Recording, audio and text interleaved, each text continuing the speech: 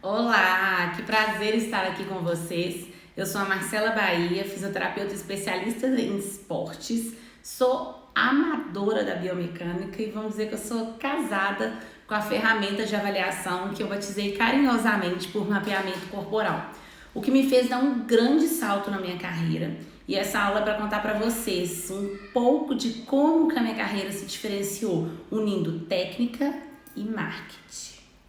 Vale lembrar que a fisioterapia mudou e o profissional também precisa mudar, né, gente? Se tornar aí um protagonista, um gestor do processo de reabilitação dos seus pacientes. E eu falo isso em todos os sentidos. Pensa comigo, antigamente existia coach de carreira para fisioterapeuta? Jamais. Você fazia faculdade, começava a atender até suas articulações, suas mãos aí não aguentarem mais. Marketing para fisioterapeuta?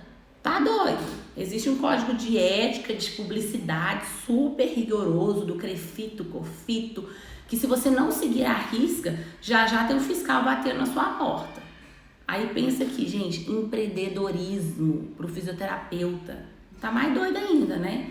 Porque o fisioterapeuta, ele não aprende nada disso na faculdade. E se ele, por um acaso, arriscar, vai dar ruim. Vai quebrar a empresa. Hoje em dia, quando a gente fala em avaliação, a grande maioria dos profissionais de saúde já pensam: que isso? É obrigação do fisioterapeuta saber avaliar, isso é o mínimo do fisioterapeuta. Mas será mesmo que todos os profissionais atuam dessa forma? Enxergam como uma obrigação? Pela minha experiência de quase 15 anos de carreira, 10 anos de clínica, eu já entrevistei, já trabalhei, ainda trabalho, né? Com diversos perfis de fisioterapeutas. Mas tem dois aqui que eu quero dividir com vocês, até para ficar mais didático, tá bom? O primeiro, aquele físio que só quer aprender técnicas novas, vender nomes de técnicas e não o resultado que elas podem gerar. Nada contra fazer curso de técnicas e tal, mas a maioria dos profissionais, eles estão esquecendo que o segredo de um tratamento bem sucedido está no raciocínio clínico, em cima dos dados que são coletados na avaliação. E o outro perfil é o perfil do grupo daqueles profissionais marqueteiros que são focados em dinheiro e esquecem da entrega, esquecem do resultado, ou às vezes até deixam pra lá. Mas você quer saber quais são os profissionais que mais têm prosperado na carreira? São aqueles que têm usado o processo de avaliação como um componente de seus resultados. Então, vocês vão entender um pouco mais à frente sobre isso. Vem comigo, pensa aqui comigo. Hoje, já vem crescendo a atuação do fisioterapeuta como profissional de primeiro contato para o paciente. E essa mudança de cenário, ela vem reduzindo custos e a fila de espera em serviços hospitalares e médicos com superlotação. Porque quando o físio é o profissional de primeiro contato para as condições musculoesqueléticas, nós somos sim eficientes em avaliar, diagnosticar, reabilitar e até encaminhar esse paciente para outras especialidades quando for necessário. Então, existe uma real eficiência de atrair o paciente para você e ele executar as técnicas ali esperadas, desejadas. Mas, caso contrário, o paciente ele vai acabar ficando na superlotação do médico e vai passar por vários procedimentos desnecessários. Vocês podem estar até pensando, mas peraí, Marcela, a avaliação faz parte do processo do nosso trabalho. Sim, gente, faz, claro. E quem fala isso não sou eu nem vocês. É o COFITO, que determina que a avaliação é um processo de independência do fisioterapeuta, como um profissional, né? Para fazer as determinações em relação à intervenção que ele vai conduzir. E isso, quem fala isso mesmo mais concreto, passando informação mais concreta para vocês, é o Código de Ética do COFITO, o artigo 12. E além disso, é proibido fazer qualquer conduta sem avaliação. Ok. Mas como que uma avaliação pode compor o meu serviço ofertado? De forma que a gente vai agregar valor, vai atrair a atenção do paciente, vai entregar o que ele procura de forma rápida, já que ninguém quer ficar na fisioterapia para sempre. E podemos ir mais além quando pensamos em avaliação. Essa ferramenta também é capaz de alavancar o seu financeiro e a vender mais. Como? Quando a gente motiva o paciente a encarar o tratamento como um protagonista e não como um personagem. A gente explica as fases que ele vai passar, a gente realiza uma abordagem diferenciada, mas tudo isso só é possível quando a avaliação é algo detalhado e que não enxerga o paciente só com uma dor no ombro, e sim como um sistema complexo, que sente dor no ombro, porque também tem ali o seu emocional, o seu psicológico alterado, seus sonhos, suas metas. Agora, sabe qual que é a realidade, ou pelo menos a grande maioria dela? O fisioterapeuta está desperdiçando a maior ferramenta dele para gerar confiança, para acertar o alvo do tratamento e cobrar um valor mais alto dos seus atendimentos. Muita gente desperdiça e ela se chama avaliação. Então eu vou te dar alguns exemplos que me fizeram chegar nessa conclusão, tá? O cliente, muitas vezes, ele acha desnecessário avaliar. Seja na fisioterapia, no pilates, na academia, então nem se fale. Já chega com pedido médico, com as solicitações, até solicitação de colegas para dar andamento na conduta. Gente, eu já vi até relatório de bioimpedância, paciente pedindo para ser substituído pela avaliação. Aqui na clínica, nós já estamos prontos quando isso acontece. A resposta que a gente dá para eles é o seguinte, ou a pergunta que a gente devolve. Você faz alguma cirurgia sem passar pelo risco cirúrgico? Arranca um dente sem passar por exames, entender o procedimento? Então, por que muitos alunos de academia, de pilates, acabam se exercitando sem passar por uma avaliação detalhada do seu padrão de movimento? Ou acaba submetendo a uma reabilitação com uma avaliação de 10 minutos? Outro questionamento importante. Por que os fisioterapeutas estão dando avaliação de brinde? E acabam fazendo ela de uma forma mais enxuta, já que é de graça, né? Tá fazendo ela mais curtinha. Então, eles fazem isso para tentar levar, para ser uma estratégia de marketing, para levar o paciente a fechar um pacote. Só que isso tá falido, gente. A avaliação ela é a ferramenta de trabalho e precisa ser cobrada como qualquer outro serviço que nós oferecemos. E para falar a verdade, precisa ser cobrada como um dos serviços mais importantes que nós oferecemos, pelo simples motivo de ser a porta de entrada, a chave para traçar objetivos, investigar as falhas de movimento, conhecer o sistema complexo desse paciente que envolve a disfunção, tratar uma conduta mais assertiva e, claro, conquistar resultado rápido. Ninguém quer ficar na fisioterapia para sempre. Para mim, a avaliação é o principal degrau do processo de construção de movimento, que meu cliente vai passar para ele corrigir as disfunções que estão gerando problemas não só físicos, mas também emocionais. E com isso, algum tipo de desordem na vida dele. Por exemplo, o paciente não está ali só por causa de uma dor no joelho que você vai tratar. Ele está ali porque você vai tratar também o lado emocional dele. Que ele pode estar deixando de brincar com os filhos por causa da dor, ele pode estar deixando de praticar seu esporte preferido por causa da dor. Enfim, existe uma série de problemas biopsicossociais que a disfunção física vai estar gerando. Ele não é só um joelho. Pega papel e caneta e anota para vocês entenderem a importância dessa abordagem, principalmente nos tempos de hoje, em que o nosso cliente está cada dia mais com o lado emocional alterado. E com isso a gente também acaba observando um grande aumento aí das algias, dos quadros de dor, né? E claro, um aumento na procura dos serviços de fisioterapia, pilates, academia, uma grande oportunidade. Então vamos para um ponto de teoria para que tudo faça sentido para vocês, certo? Quando a gente conversa sobre biomecânica, sobre ciência do movimento, ao longo dos anos percebemos que os estudos eles vêm buscando entender os fatores que predispõem a lesões, já que envolve muito dinheiro nesse meio, né, gente? E tudo isso com a finalidade de criar um modelo preventivo ideal. Só que esse tipo de abordagem não permite o entendimento da relação entre os fatores de risco e a própria lesão esportiva. Por quê? Porque a maioria dos estudos acabam buscando entender ou estabelecer a relação assim, causa versus efeito, na incidência das lesões mas com uma abordagem mais isolada, pensando somente na biomecânica, sem incluir fatores multifatoriais, não lineares, que contribuem para a lesão.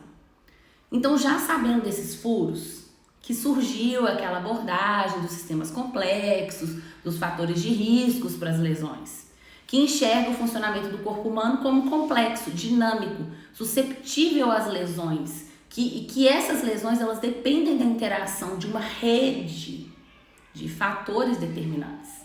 Então, diante disso, a ciência está em processo de evolução e quebra de paradigma para estabelecer, monitorar e, quem sabe, reduzir o risco de lesões. E ainda tem muito fisioterapeuta tentando entender se aquele problema no joelho é por causa do ligamento colateral ou do ligamento medial que está sobrecarregado. Não existe, calma, existe um sistema complexo em cima disso. Então anota aí os múltiplos fatores determinantes de uma lesão. Os fatores comportamentais, que são aí as atividades laborais, como que é o dia a dia dessa pessoa, trabalha em pé, trabalha sentado, faz atividade física. Fator 2 são os fisiológicos, doenças, comorbidades. 3, biomecânicos, joelho valgo, dominância de isco, flexores de quadril dominantes. 4, fatores psicológicos.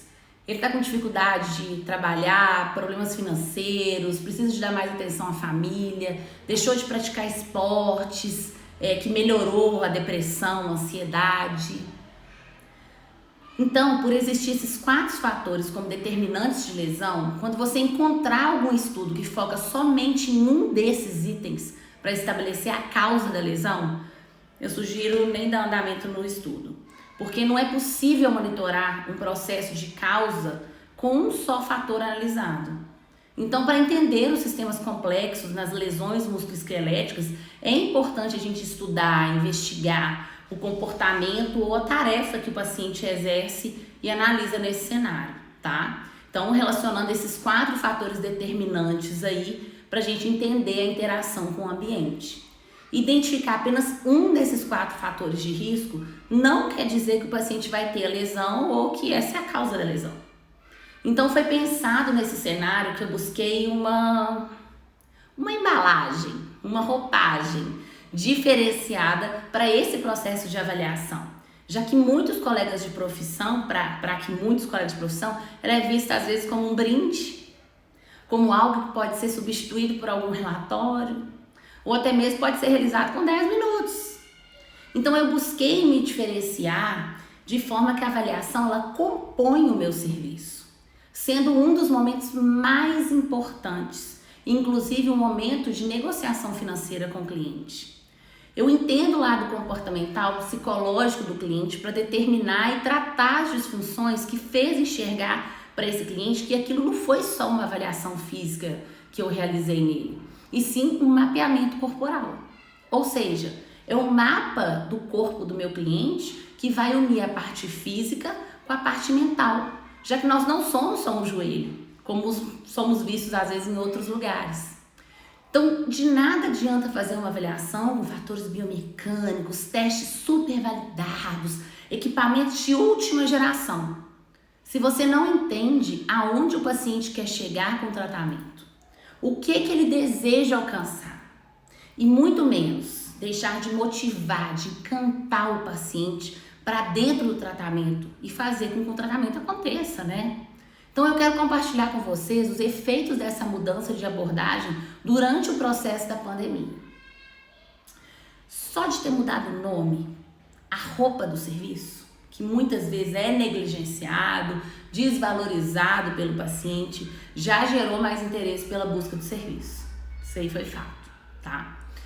Só de mostrar para o cliente que não é uma avaliação física que ele já deve ter passado por diversas aí no decorrer da vida dele, já gerou não só mais interesse, mas também muito mais valor ao meu trabalho. Eles pagam sem questionar, eles querem ver o que é o mapeamento corporal. E se o paciente ele enxerga o valor ao nosso trabalho, ele paga. Por ele sem pedir desconto, ele paga.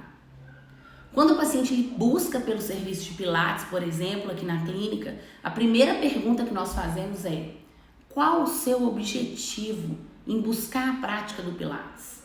Eu deixo o paciente falar tudo. A grande maioria das vezes ele fala mais dos fatores biopsicossociais do que do fator biomecânico. Aí me diz uma coisa, como que eu vou avaliar somente a parte física desse cliente? Se ele está procurando o Pilates porque ele está com dor na lombar e não consegue trabalhar de forma remota o dia todo para sustentar a família na pandemia. Então existe um lado emocional que está alterando o lado biomecânico e ele precisa ser mapeado para ser tratado.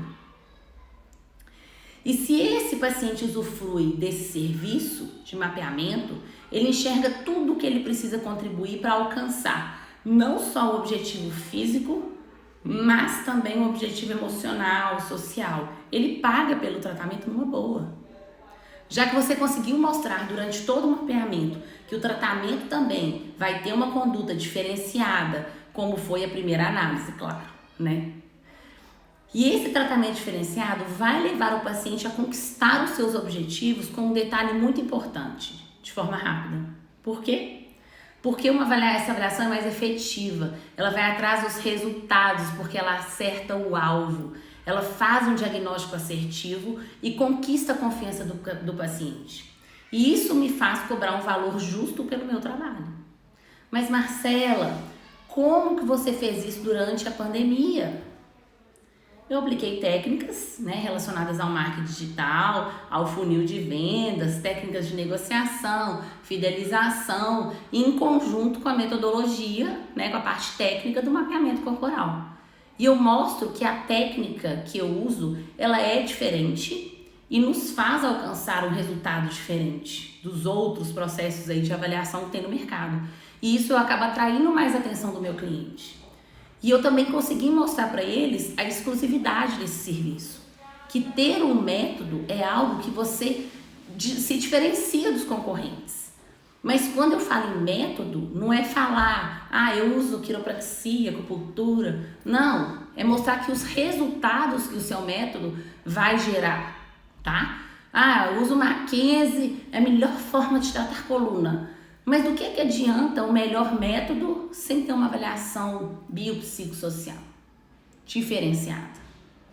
E é assim que nasceu aí que começa a nascer o seu próprio método, o meu próprio método. Mas você também precisa criar uma roupagem, uma análise diferenciada. Sei lá, GPS da dor, cada um cria o seu. Usem a criatividade. Você pode copiar métodos? Sim. Seguir métodos? Sim. Mas desde que ele tenha a cara do seu nicho de atendimento. Então tudo isso vai influenciar no seu financeiro, nas suas metas de gestão, de processo, de marketing, pensar fora da caixa para gerar esses resultados. E para fechar, mais um detalhe muito importante nesse processo diferenciado de avaliação. Os pacientes estão em busca de algo que não vai agradar só o físico, e sim a mente, o emocional. Já que a pandemia tem gerado tantos problemas, né, gente? Psicológicos, tem muita gente tomando medicamentos que às vezes nunca nem imaginaram, ansiolítico, antidepressivo, além de estar passando por diversos problemas emocionais, financeiros. E se não for para aplicar um método de avaliação diferente para conquistar resultados rápidos, o paciente vai desmotivar. Ele não vai valorizar o seu tratamento, ele não vai pagar o seu valor justo e muito menos vai acolher os resultados esperados, né? Vai colher os resultados esperados. E sabe o que esse ciclo gera, né? Clínica com baixo faturamento, agenda vazia, falta de dinheiro, etc, etc. Então a gente precisa de mudar esse cenário. O paciente mudou, por que o fisioterapeuta também não muda? Vale a reflexão e até a próxima, pessoal!